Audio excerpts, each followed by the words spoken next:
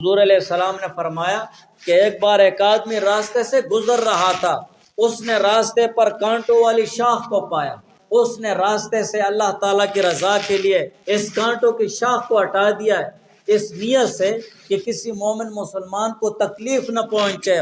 اللہ تعالیٰ نے اس کی قدردانی فرمائی اور اس کو معاف کر دیا، حالانکہ یہ ہمیں کچھ بھی نظر نہیں آ رہا ہے۔ ادناها اماطۃ الاذى عن الطریق، حضور علیہ السلام نے فرمایا کہ ایمان کی 70 سے زیادہ شاخیں ہیں، اور سب سے کمتر درجے کی شاخ یہ ہے کہ راستے سے تکلیف دینے والی چیز کو ہٹا دینا۔